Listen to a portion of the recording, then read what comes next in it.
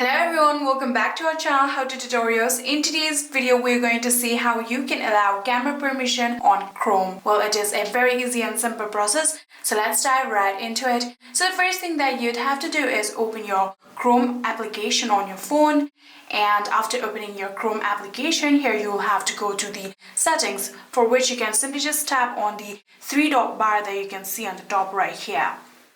So after tapping on it, here you can scroll down and then tap on settings.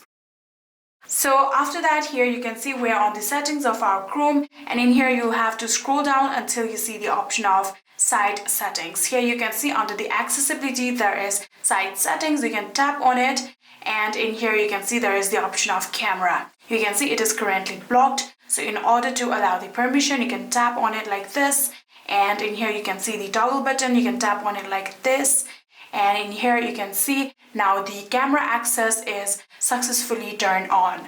Now you can go back and it is all set. You have now successfully allowed camera permission on Chrome.